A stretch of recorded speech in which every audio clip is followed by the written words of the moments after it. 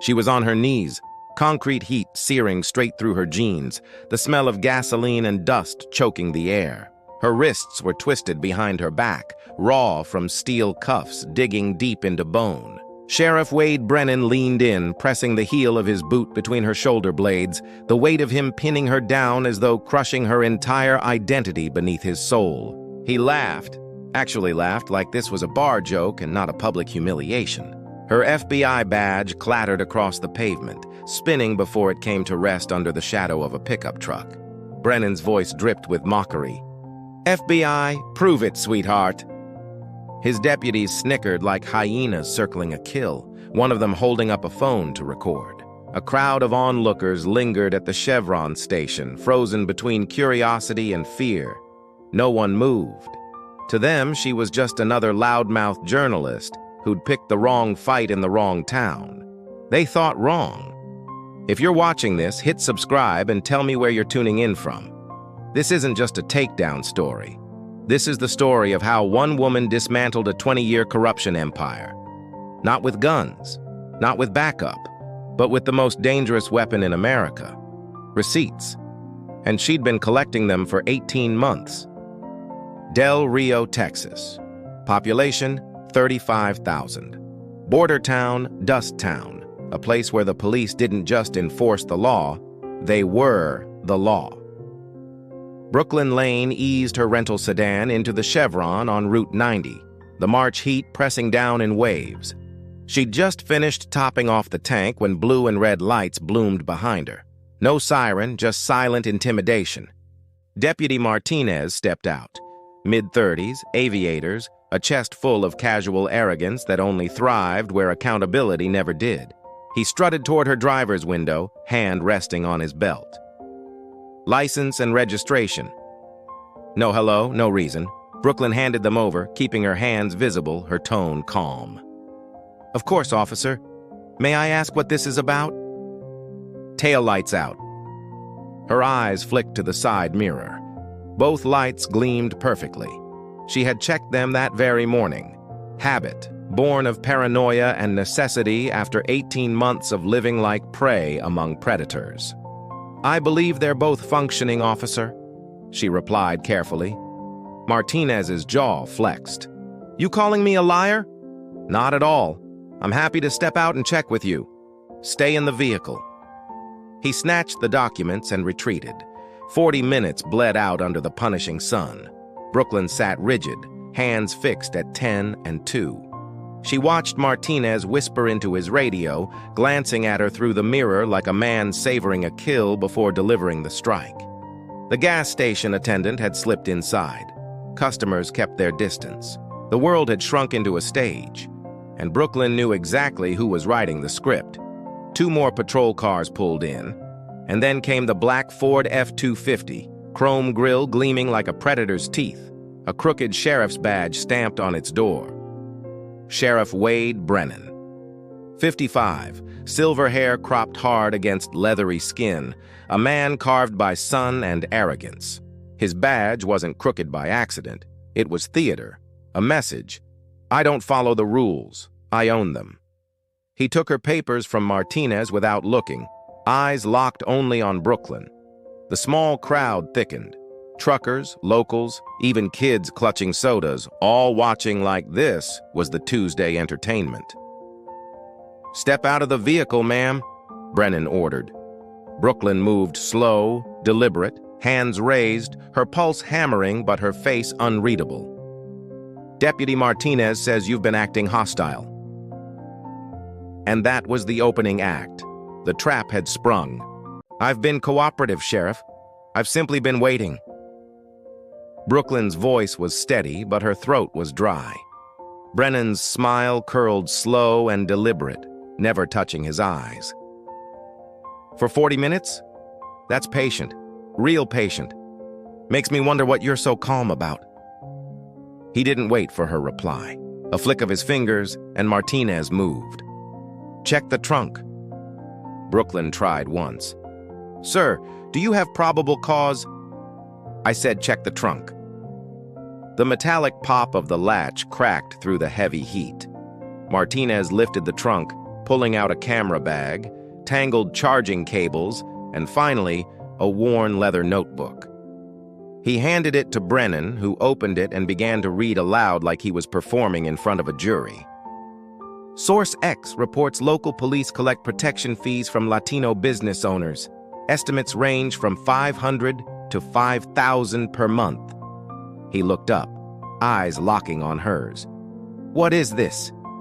That's my work product, Sheriff. I'm a journalist. That's protected under... You're a journalist? Brennan tossed the notebook to Martinez, his voice slicing the air. Hear that, boys? We got ourselves a journalist? From where? New York? California? I'm freelance.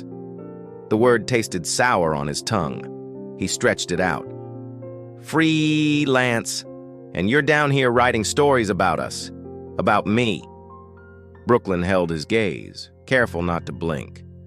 I'm writing about the community, Sheriff. Just asking questions. His grin sharpened. Then let me give you some answers. She reached for her phone, slow and deliberate. I'd like to document this stop if that's... Brennan's hand shot out like a viper, snatching the phone before she could raise it. He lifted it high, displaying it to the crowd. You want to document something? Document this. One crack on the pavement, then another, then a third. Glass exploded across the concrete, plastic shards skittering. Brooklyn's phone was nothing but ruin. A murmur rippled through the spectators. One woman covered her mouth. No one stepped forward.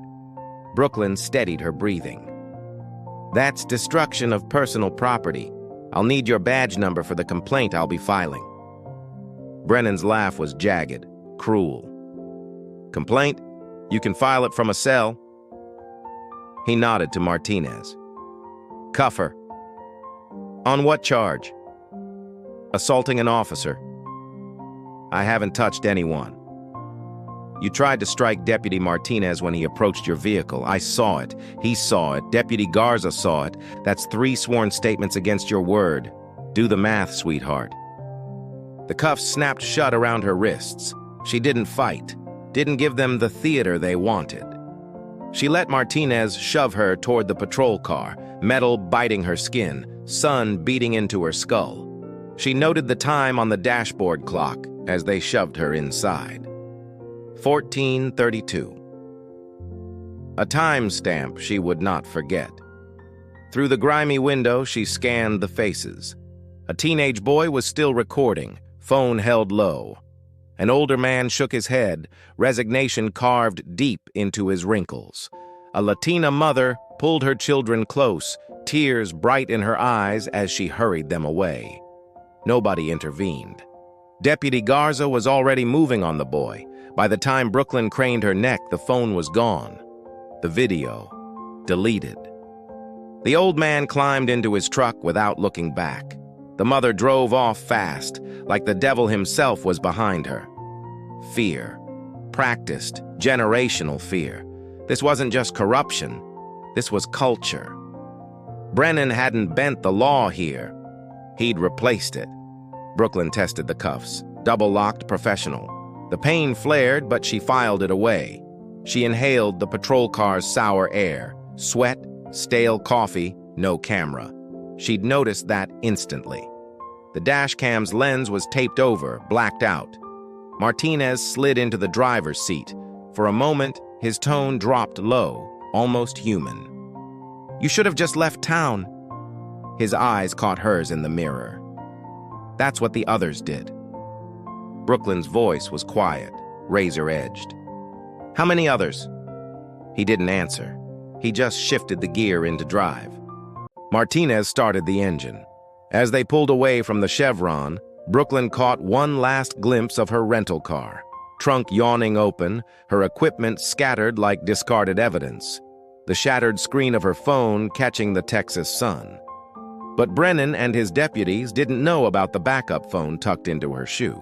They didn't know about the micro recorder stitched into her bra strap, the one that had been transmitting everything, every word, every laugh, to an FBI server in San Antonio for the past 18 months.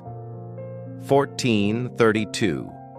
Tuesday, March the 12th. The beginning of the end. The Del Rio Police Department squatted on South Main like a fortress designed to keep the truth out.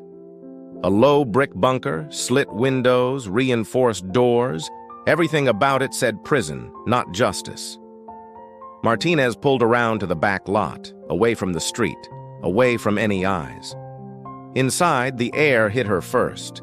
Industrial disinfectant layered over mildew, sweat, and stale coffee.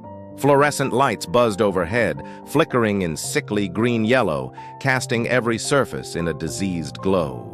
Brooklyn was marched past an empty front desk. No clerks, no secretaries, nobody to witness, and down a narrow hallway lined with old sheriff portraits. Brennan's picture dominated the center, oversized, smug. 23 years in office, 23 years of fear packaged as authority. The interrogation room waited at the end of the hall. Martinez pushed open the door. A metal table, 2 chairs, concrete walls sweating faint moisture, a camera mount in the corner with no camera, just the empty bracket. Brooklyn filed it away. Sit. The chair was ice through her jeans. She straightened her back, steel in her posture. I need to make a phone call. I'm entitled to... Phone system's down. Martinez's tone was flat. Might be back up in a few hours, might not. He left her cuffed and alone. The heavy door clicked shut like a vault. Brooklyn counted to 60, breathing steady. Then her eyes scanned. No two-way mirror, too obvious. But there had to be audio, ventilation grill, light fixture, ceiling corners. There, in the vent, a small black circle, lens or mic. Maybe both. She shifted slightly, testing the cuffs. Pain burned into her wrists. She could slip them if she had to. She'd been trained, but not yet. She needed them confident. She needed them talking. 18 months of work had led here, inside their house, inside their confidence. The hum of the lights filled the silence. Somewhere down the hall, a door slammed. Brooklyn waited. Waiting was her weapon. 90 minutes later, the door swung open. Sheriff Wade Brennan entered with a manila folder. He slapped it onto the table. The sound echoed like a gunshot. He didn't sit. He loomed. You know what this is? Brooklyn kept her silence. This is your file, and it's interesting. He opened it, eyes flicking across the page. Brooklyn Lane, 29. Last known address, Austin. No current employer. History of... He paused, milking it. Activism, protest arrests, disorderly conduct. That file is fabricated. He leaned down, hands braced on the table, breath heavy with aftershave and power. Or maybe you were just the kind of person who thinks rules don't apply to her. Someone who wanders into other people's towns and stirs up trouble. I'd like to contact my lawyer. Phone's still down. Then I want a superior officer, the Texas Rangers. Brennan's smile spread slow, predatory. You don't get it, do you? There's no cavalry coming. You're in my house now. He slid into the chair across from her, finally relaxing like they were sharing coffee. His tone softened, conversational, almost warm. I've handled 8 women just like you. Journalists, activists, bleeding hearts. They come down here thinking they'll save the poor immigrants, expose the small-town sheriff. You know where they end up? He let the question hang in the dead air between them. You know what happened to them? Sheriff Brennan asked, his tone flat, but the smugness in his eyes sharp as a blade. Brooklyn kept her face neutral. They left, he continued, drove back north with their tails between their legs, figured out real fast nobody here wants to be saved. Nobody's gonna believe their little stories. He tapped the fabricated file on his desk with deliberate menace. So here is how this goes. You sign a statement admitting you filed a false report, then you get the hell out of Texas. He let the silence stretch before adding, or... Brooklyn didn't flinch. Or what? Or you'll see just how creative our justice system can be. Brennan opened the folder wider and turned it toward her. Inside were police reports, grainy booking photos. None of her, but someone who looked just similar enough. Arrest records out of Austin, Dallas, Houston. Every page a professional forgery. Let's see. He read with a mock casual drawl. June 2022. Disorderly conduct at the Austin Capitol. September 2022, trespassing at a construction site. January 2023, assault on a security officer at a Houston mall.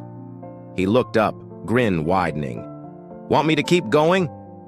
Brooklyn's jaw tightened. None of that is real. Run my fingerprints through IFS. Check with the FBI. The FBI database? Brennan leaned back, laughing. You watch too much TV. Think this is CSI? We're a small department. We don't have direct access. Requests take time. Then submit one. Oh, I will. Should hear back in 3, maybe 4 weeks. He shrugged. Course, you'll be in county lockup until then. No bail. Flight risk. Out-of-towner with a violent history. Brooklyn forced herself to breathe slow, measured. This is illegal detention. You know it. What I know, Brennan said, leaning forward, his breath reeking of coffee and arrogance, is you've been driving around my town for weeks asking questions, stirring up people who should keep their mouths shut. Reporting facts? He scoffed. Facts don't matter. I've been sheriff here 23 years, kept the crime rate down, kept the drug runners from turning this place into Juarez. You know how? By making damn sure outsiders don't tell me how to run my town. There's one law here. Mine. He slammed the folder shut, collected it under his arm, and walked to the door. Sign the statement or spend the next 72 hours in a cell the size of a closet in 100-degree heat. Then we'll talk charges. The Rangers, the FBI, whoever you think will save you, none of it matters. Only I matter. He yanked the door open and left. Hours bled together. They moved her to a sweltering 888 holding cell. A bolted metal bench, a toilet with no seat, no window. The air hung heavy, 95 degrees at least. Her wrists burned from the cuffs, her throat parched. No food, no water, classic intimidation. But she'd been trained for worse. At hour 7, she made her choice. When Deputy Martinez came by, she straightened. I need to speak with Sheriff Brennan. His brows rose. You ready to sign? I'm ready to clarify my situation. 15 minutes later, Brennan swaggered into the cell, arms crossed, that infuriating smirk still plastered on his face. You wanted to talk? Brooklyn stood. Slowly, deliberately, she pulled off her left shoe, peeled back the insole, and slid out a thin badge, specially designed for undercover work. She held it up between 2 fingers, her voice steady and sharp as steel. Special Agent Brooklyn Lane, FBI, San Antonio Field Office. Badge number 7429. I'm conducting a federal investigation into public corruption under Title 18, U.S. Code Section 1951. For the first time, Brennan's smirk faltered. You are currently in violation of Hot 18 U.S.C. 111, assault on a federal office. For a flicker, less than half a heartbeat, uncertainty crossed Brennan's face. Then he barked out a laugh, a deep, mocking sound that echoed off the concrete walls. Martinez! He called, grinning. Get in here! You gotta hear this! Brooklyn's hand stayed steady on the badge, but the dread was already crawling in. She knew the script. She knew how this would play, and yet she stood her ground. Martinez appeared in the doorway with Garza behind him, phone in hand, recording already. Another deputy leaned in, hungry for the spectacle. Brennan snatched the badge and held it to the buzzing fluorescent light, inspecting it like counterfeit cash. FBI, Special Agent. Looks pretty damn official, doesn't it? He flipped it between his fingers with a smirk. Martinez frowned. Sir, it does look fake, Brennan cut him off. Amazon, 1995. Hell, I've seen better ones at Spirit Halloween. The deputies erupted in laughter. Garza shoved the phone closer, filming her humiliation.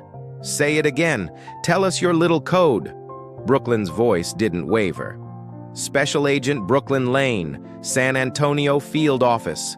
Call Assistant Special Agent in Charge Richard Okafor. Authentication code Tango 77 Whiskey.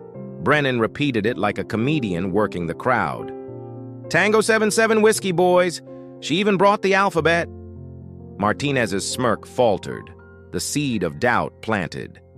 But Brennan bulldozed over it. He pulled out his phone, thumbed the screen theatrically. Let's just call the real FBI, shall we? Brooklyn's stomach turned cold. Protocol forbade confirmation. Okafor couldn't acknowledge her existence over a public line.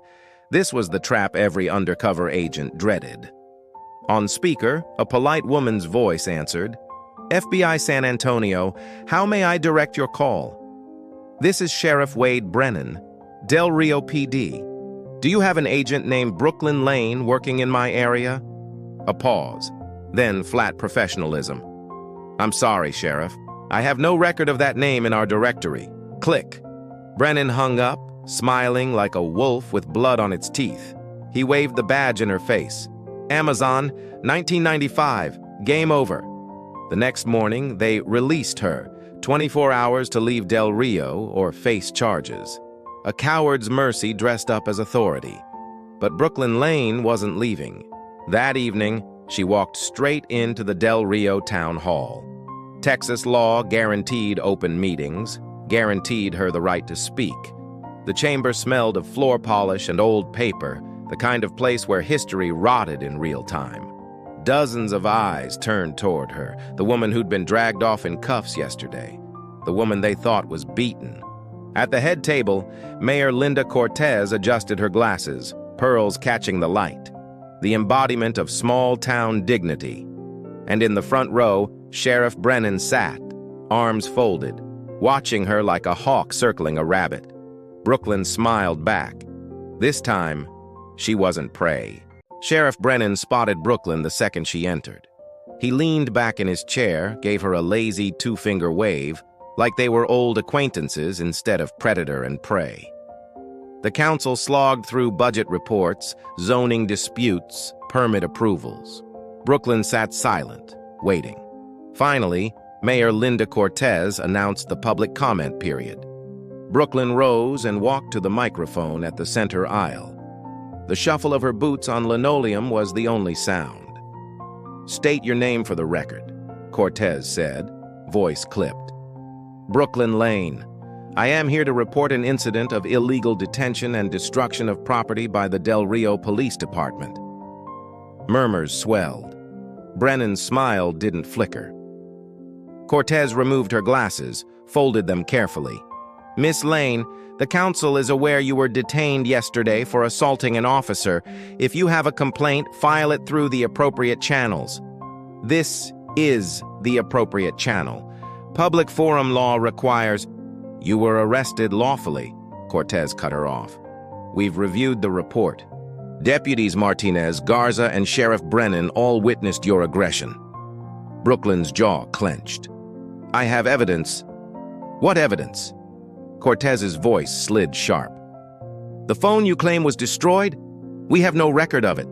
The camera equipment you say was seized? Returned to you this morning, undamaged. Unless you have new information, this council cannot help you. Brooklyn held up the replacement phone she'd bought hours ago. I can provide sworn testimony. Testimony? Cortez's smile was thin as a blade. This is a town council meeting, not a trial. We don't take testimony here. Councilman Garcia nodded gravely. If you believe a crime was committed, file a report. With the same department that illegally detained me? Rodriguez, across the table, leaned forward. You were arrested on probable cause and released within 24 hours. That's standard procedure. Brooklyn swept her gaze across the room. Nobody met her eyes. The gas station woman, the one with tears in her eyes, sat stiff, hands clasped, staring at nothing. I understand other journalists have tried to investigate Del Rio. What happened to them? They left, Cortez replied smoothly. As you should. There is no story here. Del Rio is safe. We've had the same sheriff for over 2 decades because he keeps it that way. Then Brennan stood, voice booming. What the mayor is saying is, we don't appreciate outsiders, especially fake FBI agents. Laughter bubbled in the room, uneasy, forced. Cortez lifted the gavel. This is your last warning, Miss Lane. Leave Del Rio. There's nothing for you here. The gavel cracked down. Meeting adjourned. Papers shuffled. Brennan played the charming lawman, patting shoulders on his way out. Brooklyn stayed at the microphone one moment longer, then walked out under the weight of whispers. On the wall by the exit hung a banner. Del Rio, 20 years of safe community. She snapped a photo. Evidence. The Del Rio Herald's building still stood on East Garfield, windows covered, its for lease sign bleached by years of sun. Behind it, she found Carlos Ruiz bent under the hood of a Chevy pickup, grease staining his forearms. His magnetic door sign read, Carlos Ruiz, mobile mechanic. He didn't look up when her shadow crossed the engine. Not taking new customers today, he muttered. Carlos didn't even glance at her when she spoke.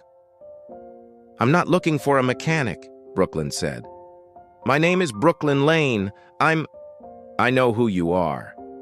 He tightened a bolt with a sharp twist of his wrist.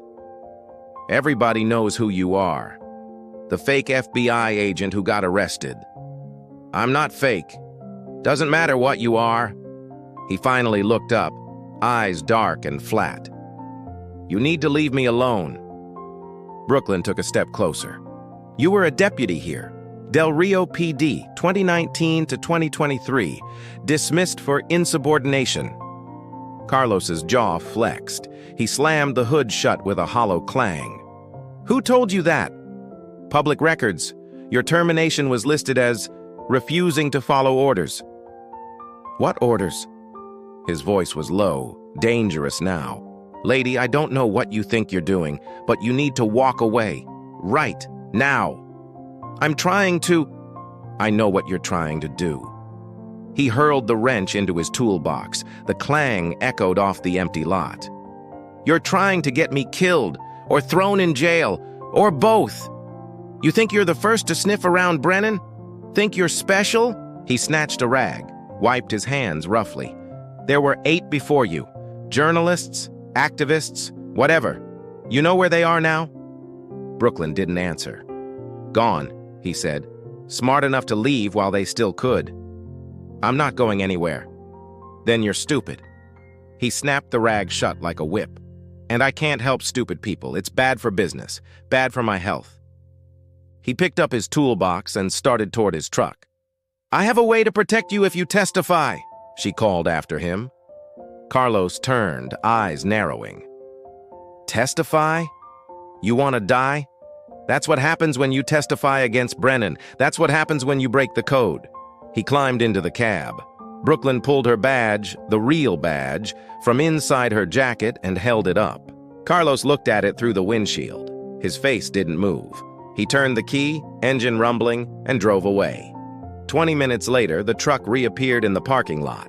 This time, Carlos didn't get out immediately. He just sat, shoulders slumped, staring at the dash. When he finally opened the door, he looked older, 10 years older. Let me see that badge again. Brooklyn handed it to him. He ran his thumb over the seal, felt the raised edges. You really FBI? Yes. I've been undercover here for 18 months building a case. Carlos exhaled hard, handed the badge back, and leaned against his truck. Okay, I'll talk, but not here. They drove separately to a rest stop 15 miles outside town.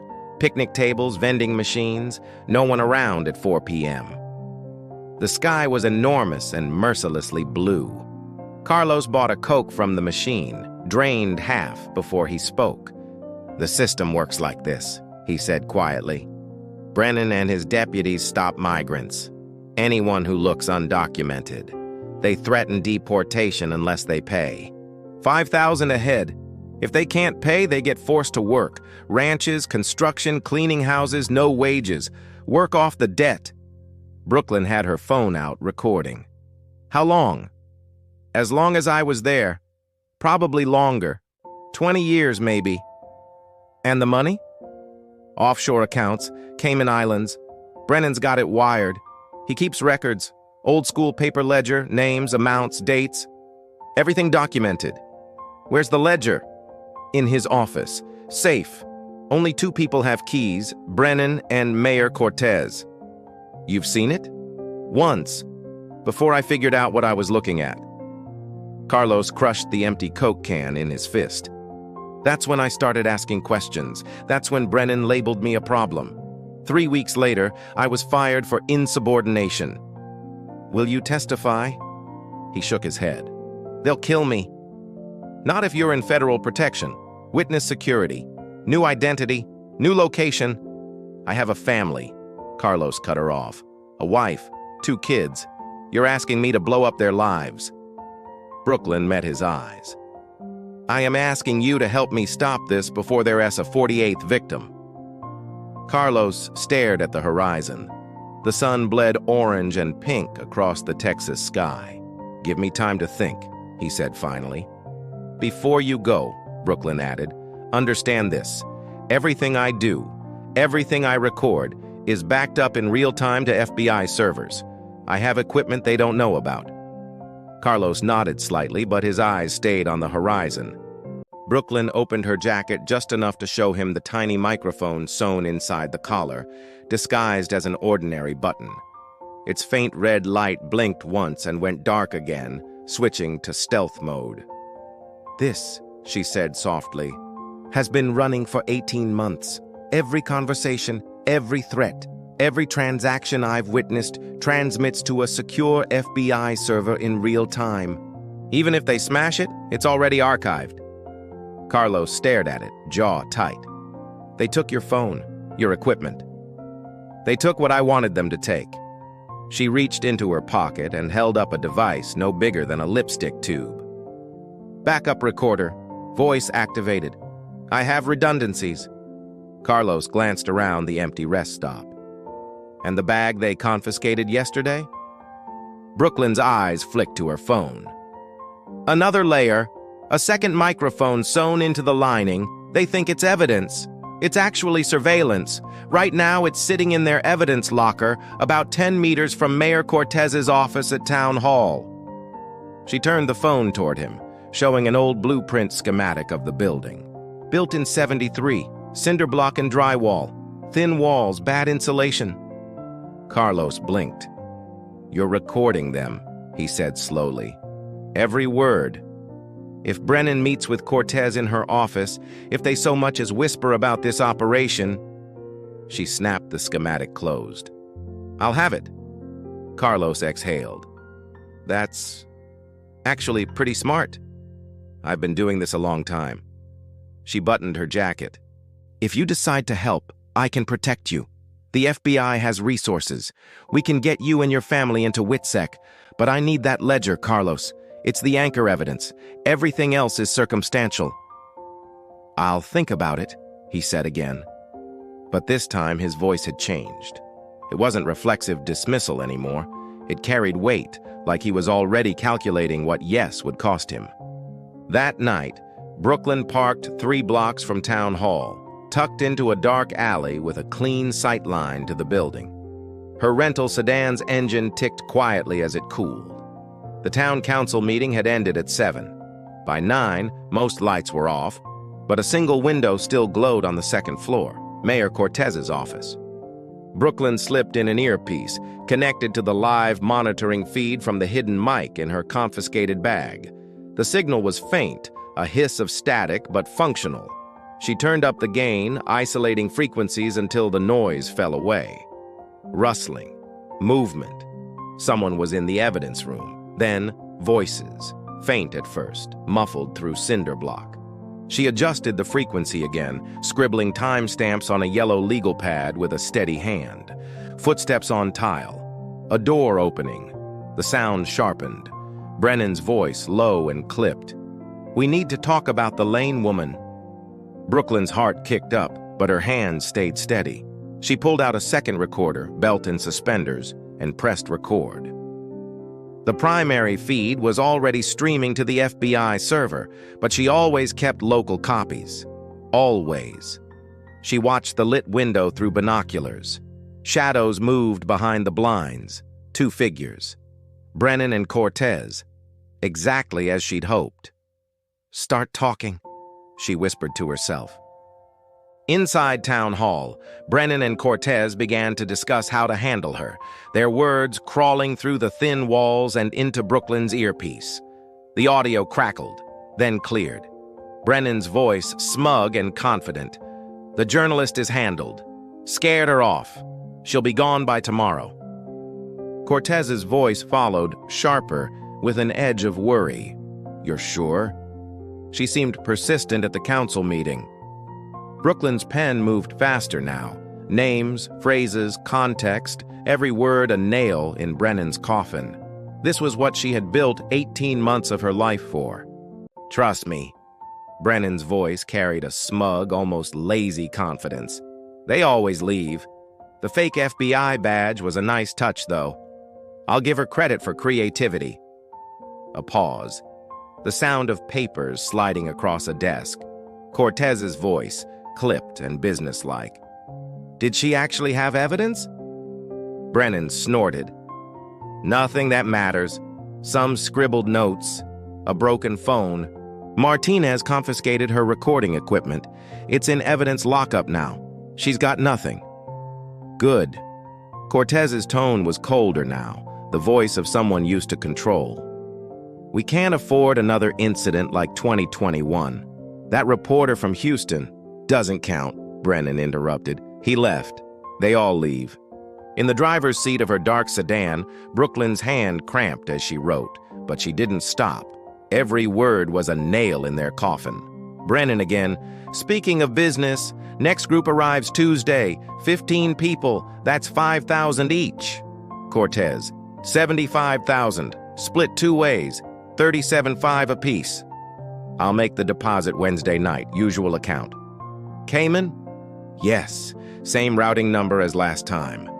Brooklyn's heart slammed against her ribs. Direct admission, money laundering, extortion, conspiracy, all recorded, all time-stamped. She checked her phone. The primary transmission was still active. Data flowed to the FBI server in real time.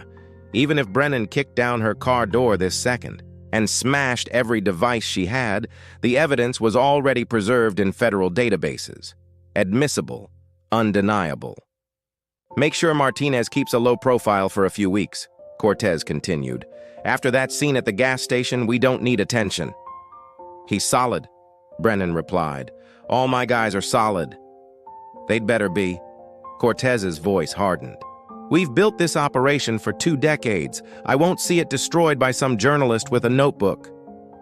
"You won't," Brennan promised. "I'll handle her." The recording continued. Brooklyn's pen flew, scribbling notes and timestamps. At midnight, she used her encrypted phone to call ASAC Richard A4. He answered on the second ring, his voice a low rumble. "Lane, status report." "Sir, I have confession on tape. Brennan and Mayor Cortez discussing extortion payments. 75,000 from a new group arriving Tuesday. Direct mention of Cayman Island accounts." A pause, then a sharp exhale. "That's exactly what we need. Excellent work. I also have a potential witness, former Deputy Carlos Ruiz. He's seen the ledger, knows the system inside and out. If I can convince him to testify..." "No." A4's voice cut through like a blade. "Abort the operation. Extract immediately." Brooklyn froze. "Sir, you've been compromised. They know you're investigating. The situation is too dangerous. We'll use the recordings you've already collected and build the case from Washington." "With respect, sir," she said carefully, "I'm this close to getting the physical ledger. That's the smoking gun. That's what makes this case airtight." "Agent Lane, that's an order. Extract within 48 hours. Something in his voice was off. Too quick, too eager to shut everything down. It wasn't the tone of a man who'd just been handed the case of his career. It was the tone of someone who needed her gone. "Understood," she said aloud. but she didn't understand at all. She ended the call and sat in the dark car, staring at the silent town hall building.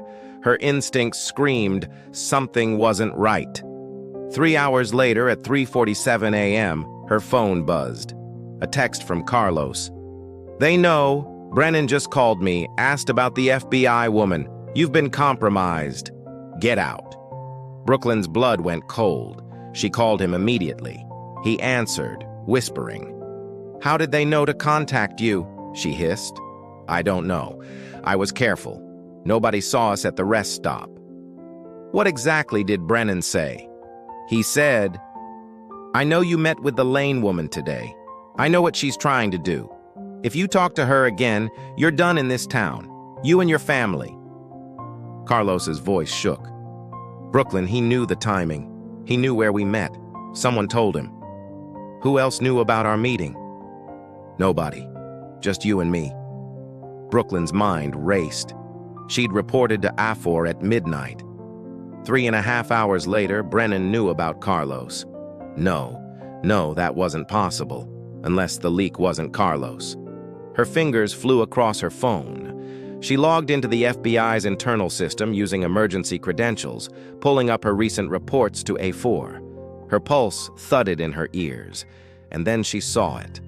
A4 had been forwarding her last 3 briefings not to FBI leadership in Washington, but to District Attorney Paul Hendris, and Hendris had CC'd someone with a Del Rio PD email address. The leak wasn't coming from Carlos. The leak was coming from inside the FBI. Brooklyn scrolled through the email chain. Every report she'd filed for the past 6 months, every piece of intelligence, every witness interview, all forwarded from ASAC A4 to DA Hendris with subject lines like FYI and for your awareness. And Hendris had been forwarding them to someone identified only as WB at Del Rio PD, Governor Wade Brennan. The corruption didn't stop at Del Rio city limits. It ran through the district attorney's office. It ran through the FBI regional office. Brooklyn's stomach knotted. She clicked on Hendris's profile. Born in Del Rio, graduated from Del Rio High School, served as assistant DA before being appointed district attorney for Valverde County. The cancer was bigger than she thought. Then she found the family connection, the one that made her stomach twist. Hendris's full name wasn't just Paul Hendris, it was Paul Hendricks. His mother was Elena Cortez Hendricks, Mayor Linda Cortez's sister. Family. Of course they were family, bloodlines weaving through politics and law like barbed wire. And Afor? Brooklyn dug deeper, fingers flying across her keyboard. Found donations to his re-election campaign for some obscure local board seat he'd held years ago. Significant donations from a PAC. When she traced the PAC, it dissolved into a maze of shell companies registered in the Cayman Islands, the same offshore network Brennan used.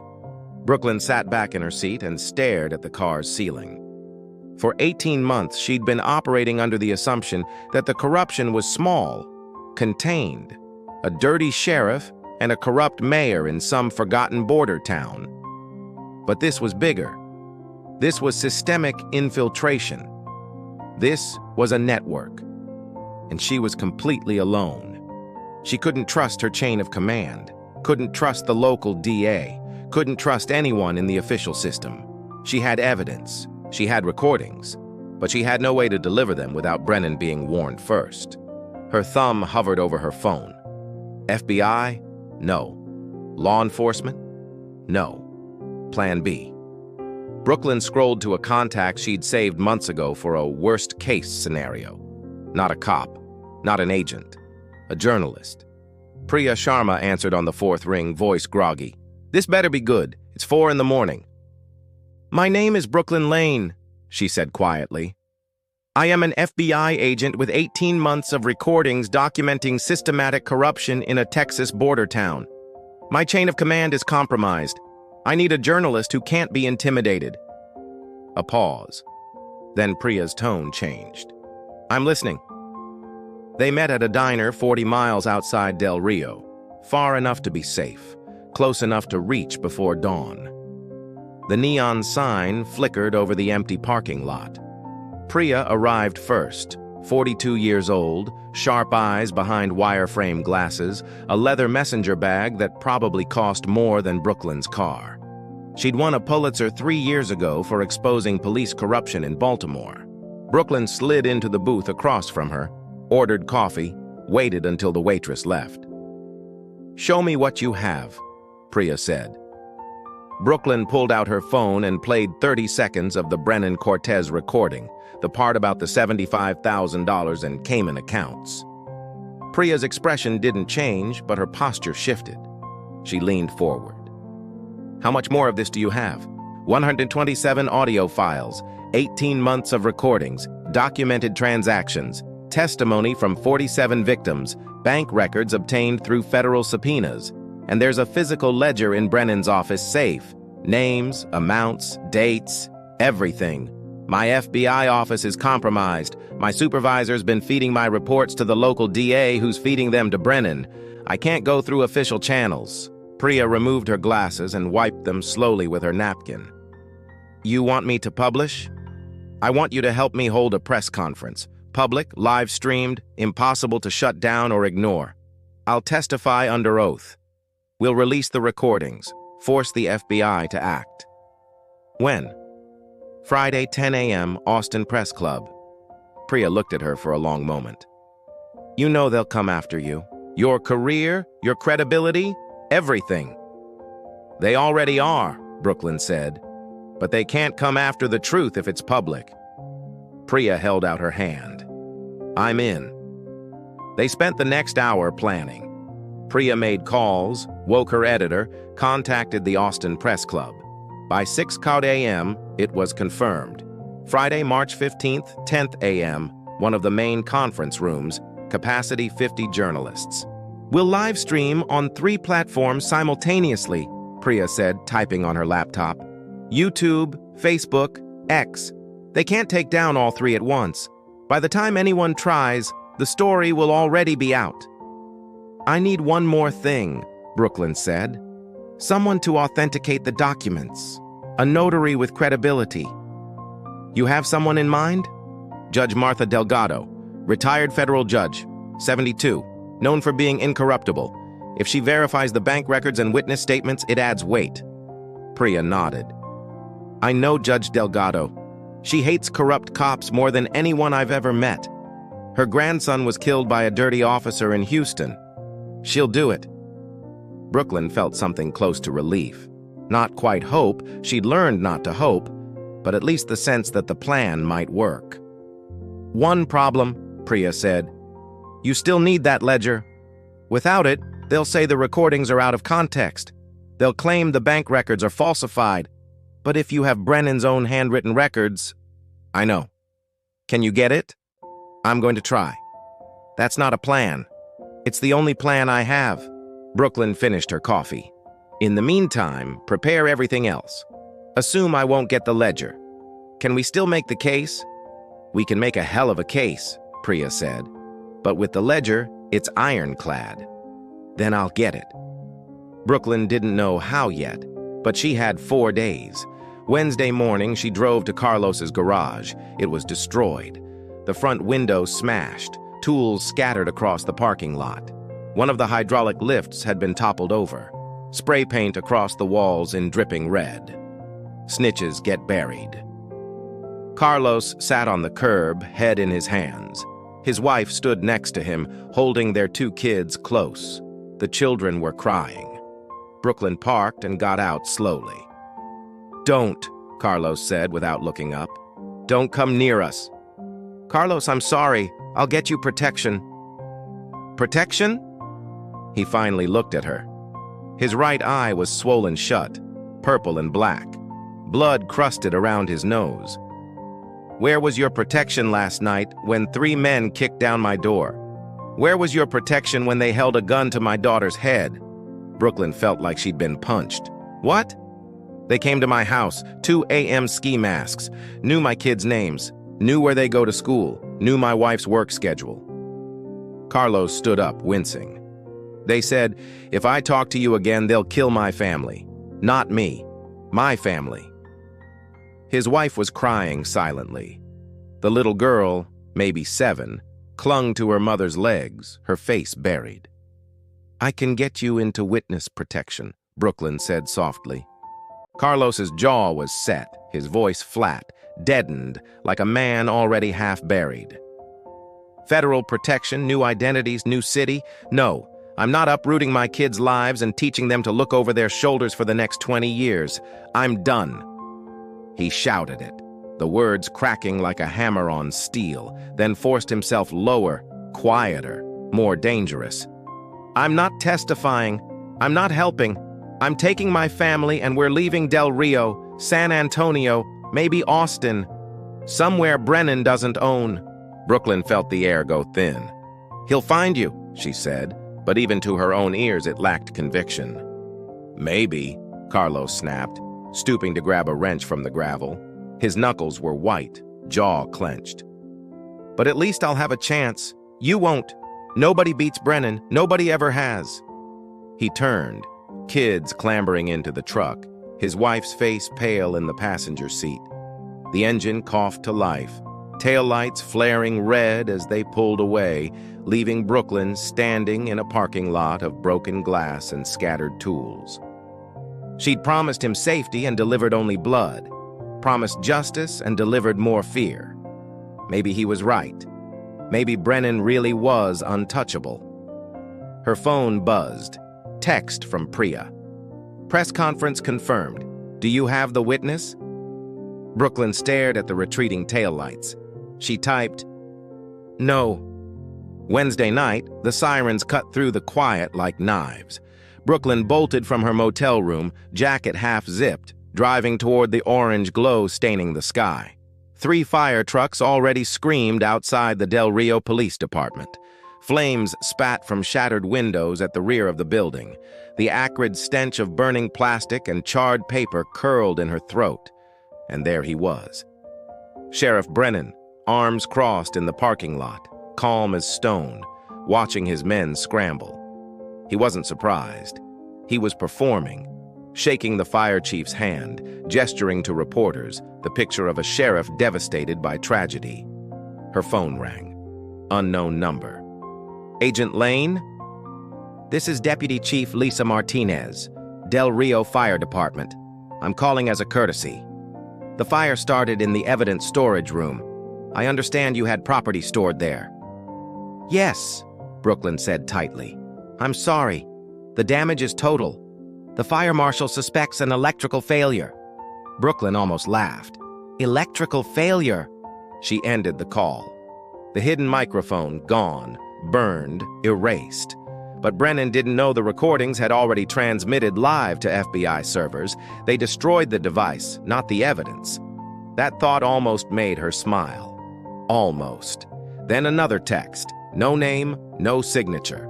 Just, "You have 24 hours to leave Del Rio. Stay past Friday morning. There will be consequences. Final warning." She deleted it without hesitation. She wasn't leaving. Not now, not ever. Thursday morning, the war shifted. On the motel TV, a painted anchor grinned into the camera. In local news, District Attorney Paul Hendris announced yesterday that a woman claiming to be an FBI agent has been harassing law enforcement officials. The screen cut to Hendris, all gravitas and red, white, blue flags. "We take these allegations seriously. Ms. Lane has a documented history of mental health issues and was dismissed from FBI training years ago. She has been impersonating a federal agent, which is itself a crime. We are working with the real FBI to bring charges." Brooklyn's hand tightened on her coffee cup until the styrofoam buckled. They weren't just burning evidence, they were burning her life, her name, her sanity. Her phone lit. Priya. "Brooklyn, have you seen this?" "I'm watching. They're killing your credibility before Friday, and it's working. My editor just got a call from ProPublica's legal team. They don't want liability. They might pull the press conference." "They can't." "They can, and they might." Brooklyn shut her eyes, forcing the rage down into steel. "Then we do it ourselves, live stream, just you and me. That's career suicide. Better than letting them win." Silence. Then Priya whispered, Friday, 10 a.m. Send me the location. By Thursday afternoon, her war had come home. The door to her motel room stood ajar. No splintered wood, no broken lock, just opened with a key. Inside, the place was gutted, mattress flipped, drawers yanked, suitcase spilled open like entrails. Her backup laptop, gone. Brooklyn drew her Glock, clearing every corner, every shadow. Empty, but not untouched. They'd been here, watching, waiting. The missing laptop was encrypted, 256-bit AES. Months, maybe years to crack, even with military-grade tools. But that wasn't the point. The point was the message. We can reach you. Anytime, anywhere. Brooklyn holstered her weapon and stood in the silence of the ransacked room. They'd taken her witness, her evidence, her reputation. They had taken everything except her resolve. Tomorrow, she would take something back. And Brooklyn had set her backup laptop to self-wipe after 10 failed password attempts. The files were probably safe, but that wasn't the point. This was a message. We can get to you anywhere. We know where you sleep. We can reach you whenever we want. She stuffed what was left of her belongings into her suitcase. Clothes still reeking of smoke, half-burned paper evidence, the Glock hidden deep in a pocket, and walked down to the front desk. The motel manager wouldn't meet her eyes, the flickering TV glow highlighting the sweat on his forehead. Confirmation enough. He'd been the one who'd handed over the key. She couldn't stay in Del Rio, too exposed, too compromised. She paid cash for a room in Eagle Pass, 30 miles west, registered under a fake name, and parked her rental sedan 2 blocks away instead of in the motel lot. Layers of distance and anonymity. It was the only way to breathe. Then she sat on the edge of the scratchy motel bed and did something she rarely allowed herself to do. She questioned everything. 47 victims, 20 years of corruption, justice. Was it worth her life? Was it worth her name, her career, her family never knowing what really happened to her body? Yes, it was. At 11:47 p.m. Thursday night, an email appeared in her inbox, sent from a burner address routed through multiple proxies. Untraceable. Subject line, final warning. The body of the message was cold and precise, like a scalpel cutting into skin. Leave Del Rio by midnight Friday, or you will not leave alive. This is not a threat. This is a promise. We know where you are. We know what you're planning. The press conference will not happen. You will not testify. You will disappear, and nobody will care. Your choice. Drive away tonight or get carried away in a bag. You have 13 hours. No signature, no theatrics, just clinical certainty.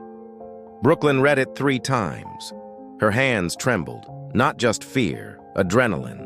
Her body gearing up for fight or flight. She'd been threatened before. It was an occupational hazard of undercover work. But this was different. This wasn't intimidation. This was escalation. Carlos had been beaten, her evidence burned, her motel ransacked. This wasn't a warning anymore. This was a countdown. She stood and paced the room.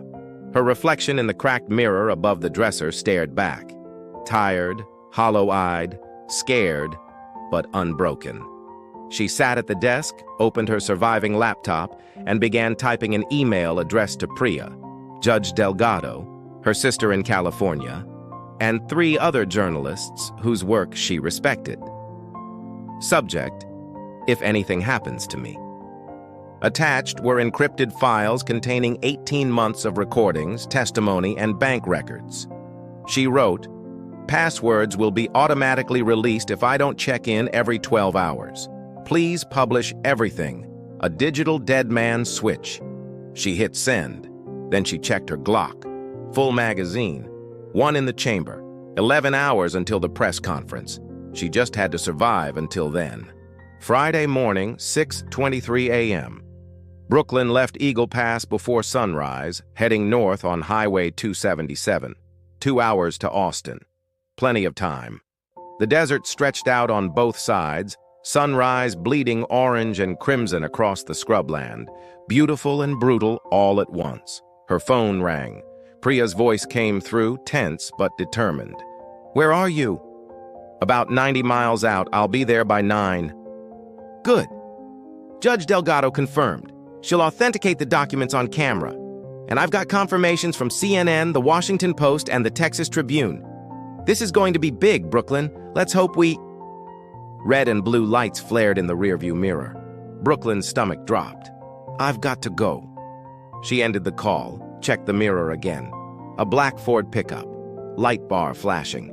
Del Rio Sheriff's star painted on the door. They were 120 miles outside Del Rio, well past jurisdiction.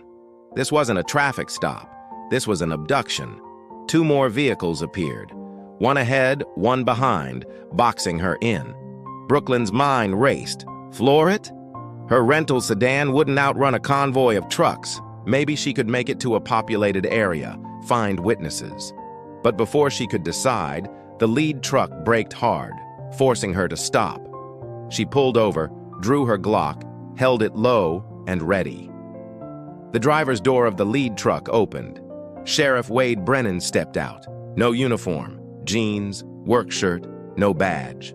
This wasn't official. This was personal. 2 more men emerged from the other vehicles. Deputy Martinez and a third man she didn't recognize. Bigger, rougher, not a cop. Hired muscle. Brennan walked toward her car slowly, casually, like a rancher walking up to a horse in a pen. He knew she had nowhere to go. They yanked her from the car, stripped the Glock from her hand, zip-tied her wrists, a hood over her head. The world went black. The drive lasted maybe 20 minutes.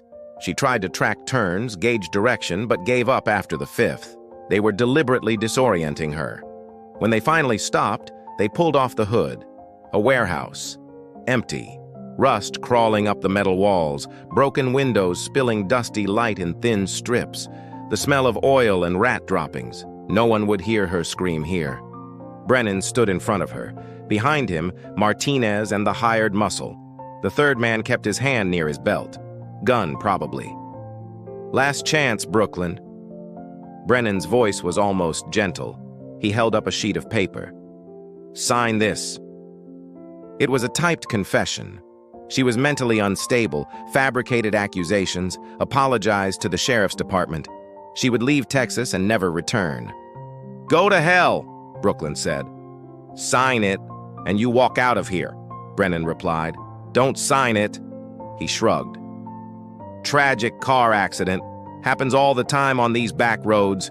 Woman falls asleep at the wheel. Vehicle catches fire. Nobody survives." "You're going to kill me?" Brooklyn kept her voice steady. "Kill a federal agent? You think you'll get away with that?" "You're not a federal agent," Brennan said softly. "FBI already disavowed you. You're just a disturbed woman with delusions." "No." Brooklyn's voice was quiet but steady, the kind of steady that makes armed men hesitate. She looked past Brennan to Deputy Martinez. "Deputy Martinez," she said, her eyes locking on his. "You really okay with this? With murder?" Martinez shifted uncomfortably, his jaw tight, his knuckles whitening on the grip of his weapon. He didn't answer. "He does what I tell him," Brennan snapped, stepping forward. "They all do. That's how this works. That's how it's always worked." The hired muscle moved in, pulling a gun from under his jacket. Brooklyn's heart hammered so hard she could hear it in her ears. This was it. The end game. "Wait," she said, raising her bound hands just slightly. Brennan smiled a thin, predatory smile. "Ready to sign?" "No." Brooklyn's eyes burned into his. "I just wanted to make sure you heard this clearly."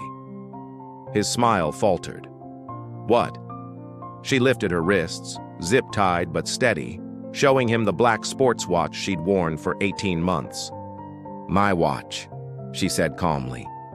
"It's not a normal watch. It's a GPS tracker. Standard issue for undercover FBI agents operating in high-risk environments. It has been transmitting my location in real time to the San Antonio field office since you pulled me over." Brennan blinked. His jaw twitched. "She's bluffing," he muttered, but his voice had lost its edge. "Am I?" Brooklyn tilted her head, still calm. You pulled me over at 6:34 a.m. on Highway 277, mile marker 89, outside your jurisdiction. That was kidnapping. Then you drove me. She glanced at the ceiling as if doing the math in her head. Approximately southwest for 22 minutes. We're probably in Maverick County now. You transported me across county lines while I was transmitting a distress signal.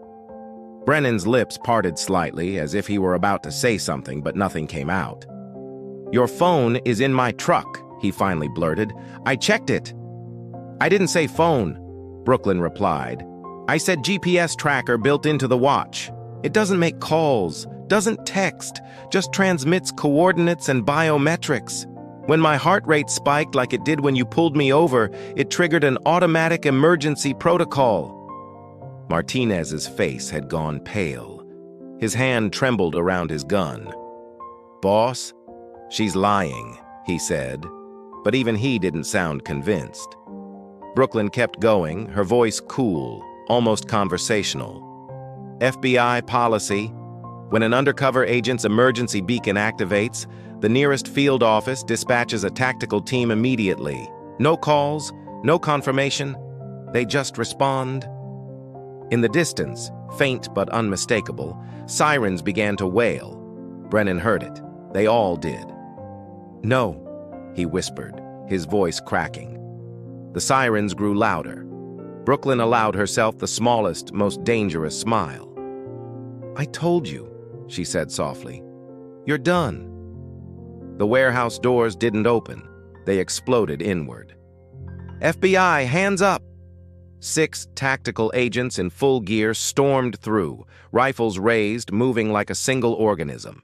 The hired muscle dropped his gun instantly. Martinez's weapon clattered to the floor, his hands shooting up, his face ashen with terror. Brennan reached for his belt. Don't! One of the agents barked. A rubber bullet cracked through the air, slamming into Brennan's chest. He stumbled back and went down hard, gasping. 30 seconds later, it was over. Brennan on the ground, handcuffed. Martinez cuffed and shoved against the wall. The hired muscle face down on the concrete, wrists bound behind him. A man in an FBI windbreaker stepped forward. Late 50s, silver hair, calm eyes that had seen this before. He knelt and sliced Brooklyn's zip ties with a quick flick of a knife. Special Agent Lane, he said. Marcus Cole, Houston Field Office. You okay? Brooklyn rubbed her raw wrists. I'm fine. How did you? Your tracker hit emergency mode at 6:34, Cole said. Houston was the closest clean office. We've been monitoring the San Antonio office for 3 weeks. Had suspicions about Ace AC Alipur. Your investigation confirmed it. Brooklyn stared at Brennan on the floor. So you knew I was compromised? We suspected, Cole said. But we needed evidence. You got it. He helped her to her feet. Come on. You've got a press conference to get to. Austin Press Club. 10:07 a.m. Despite the legal threats, the smears, the manufactured scandals, they'd held the room. Brooklyn stood backstage, watching through a gap in the curtain. The conference room was packed. At least 40 journalists, cameras from CNN, local news, independent outlets. 3 live stream cameras pointed at the podium. Priya Sharma stood at the microphone, poised, professional. Thank you all for coming, she said. I'm Priya Sharma, investigative reporter with ProPublica. What we're about to present is the result of an 18-month federal investigation into systematic corruption, extortion, and money laundering in Del Rio, Texas. Murmurs rolled through the crowd. The evidence includes over 100 audio recordings, financial documents, and testimony from 47 victims, Priya continued. It implicates local law enforcement, a sitting mayor, and a district attorney. More murmurs, louder now. Priya glanced toward the curtain. And presenting this evidence today is the FBI agent who gathered it despite being arrested, threatened, and, this morning, kidnapped at gunpoint. Please welcome Special Agent Brooklyn Lane. Brooklyn stepped onto the stage. The cameras swung toward her, lenses glinting. Live stream counters jumped. 20,000 viewers, 30,000, 50,000. She walked to the podium, adjusted the microphone, and looked straight at the cameras. "My name is Brooklyn Lane," she said. "I'm a special agent with the Federal Bureau of Investigation, badge number 7429, currently assigned to the San Antonio field office." She held up her badge. The real one, on camera, undeniable. "For the past 18 months, I've been conducting an undercover investigation into Operation Border Justice, a systematic extortion ring targeting undocumented immigrants in Del Rio, Texas," she said. "The operation is run by Sheriff Wade Brennan and Mayor Linda Cortez, with the assistance of multiple deputies and the complicity of District Attorney Paul Hendress." A reporter raised her hand. "How do you know?" "I have 127 audio recordings documenting the operation," Brooklyn said. "I have financial records showing offshore accounts in the Cayman Islands. I have testimony from 47 victims who were extorted for amounts ranging from $3,000 to $10,000 each." She pulled out a USB drive, held it up. "This contains everything. It's also been provided to the FBI director, the Justice Department, and 3 major news organizations. There's no containing this anymore." She paused. Let the moment hang. "The corruption ends today." Priya stepped forward again. "We're now going to play one of those recordings," she said. "This conversation took place Wednesday, March 13th, between Sheriff Brennan and Mayor Cortez in the mayor's office at Del Rio Town Hall." She nodded to a technician. The audio began to play through the speakers. Brennan's voice, crisp and clear. "Next group arrives Tuesday. 15 people. That's 5,000 each." Cortez. 75,000 split 2 ways. 37.5 apiece. I'll make the deposit Wednesday night. Usual account. Cayman? Brennan. "Yes, same routing number as last time." The room went silent. Priya turned to the screen behind her. Bank records, account numbers, transaction histories lit up in high resolution. "These are the Cayman accounts referenced in that recording," she said. "Over the past 5 years, more than $4.2 million has been deposited. We've traced the sources back to Del Rio and confirmed they match the testimony of victims." Another slide appeared on the screen. A ledger page filled with handwritten entries. Names, amounts, dates. "This is from Sheriff Brennan's personal safe, seized this morning by FBI agents." Priya's voice was calm, but the words landed like grenades. The room erupted with camera shutters and frantic typing. The ledger contained records going back 20 years. The corruption was undeniable. "We also have footage," Priya continued, "from this morning's arrest." The screen cut to body cam video. Sheriff Wade Brennan in handcuffs, his face mottled with bruises from the rubber bullet. Fury burned in his eyes as agents read him his rights. Next, Brennan being shoved into an FBI vehicle. Then arriving at FBI San Antonio headquarters, Perp walked past a gauntlet of cameras. Sheriff Brennan has been charged with extortion, money laundering, conspiracy, kidnapping of a federal officer, and obstruction of justice, Priya said. He is being held without bail pending trial. The footage shifted again. Mayor Linda Cortez, stone-faced, was led out of town hall in handcuffs. Town employees watched in shock, some covering their mouths, others cheering. Live video showed crowds outside the police station in Del Rio, people crying, people clapping. An elderly woman lifted a cardboard sign, "Justice for Maria." Another sign, "We were afraid to speak, now we can." The system was collapsing, and the whole nation was watching. Reporters pressed forward. "What about DA Hendress?" Brooklyn stepped back to the microphone. Her voice was clear, cutting through the chaos. "Deputy District Attorney Paul Hendress has been federally charged with obstruction of justice and conspiracy. He funneled my investigation reports from a compromised FBI supervisor directly to Brennan, acting as a mole inside the justice system." Gasps rippled across the room. ASAC Richard Apor of the San Antonio field office has been suspended pending investigation into leaking classified information. This corruption extended beyond Del Rio. It reached federal law enforcement itself. More slides followed. Cortez's recovered files, spreadsheets tying directly to Cayman Island accounts, her intercepted emails with offshore bankers. On screen, Cortez sat silent in an interrogation room, refusing to speak. Brooklyn explained how Deputy Martinez had flipped, agreeing to testify in exchange for leniency, and how 9 other officers had already been suspended. The Texas Tribune reporter raised her hand. "How many victims in total?" "We've confirmed 47 willing to testify," Brooklyn said. "But we believe the true number is much higher, possibly hundreds, stretching back 2 decades. Every victim is now under federal protection. For those undocumented, immigration relief is being arranged. And yes, they will have their justice." 3 months later, Del Rio had changed. Not its streets or its buildings, but its spirit. Fear had lifted.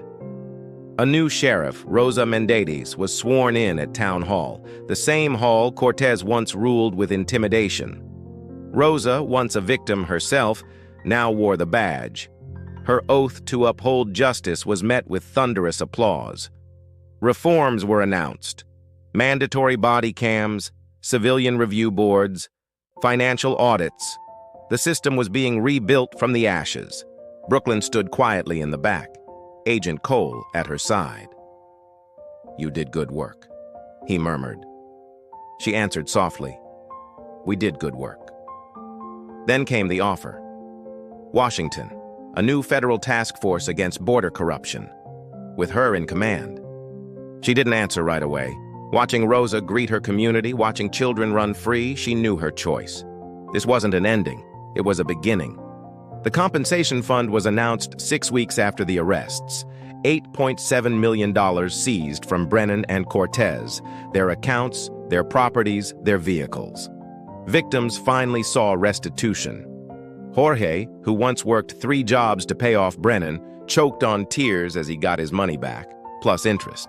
Anna, once too terrified to speak, told the cameras that Brooklyn had believed her when no one else would. At Maria's Kitchen, a new restaurant opened by Maria Rodriguez, the woman Brooklyn once saw weeping at a gas station, the community gathered. Maria had hung a framed photo of Brooklyn on the wall, plaque beneath it. "Thank you for giving us our freedom back." Brooklyn wept quietly when she saw it. For the first time in 18 months, she felt she could breathe. Justice wasn't cinematic. It was slow, grinding, and painful. But it worked. It had worked here. Brennan and Cortez were gone. Victims were rebuilding. Children were unafraid. Brooklyn Lane was already moving on to the next battle, the next Del Rio waiting to be uncovered. As the screen faded to black, the narrator's voice closed the story. This isn't just Del Rio's story. It's a reminder that truth, once exposed, cannot be buried. At Fate Tales, we believe in telling the stories that systems try to silence, the stories of people who refuse to break, because justice is not just a word, it's a fight. And sometimes it only takes one person to start it. If you believe in that fight, subscribe. The next story might be yours.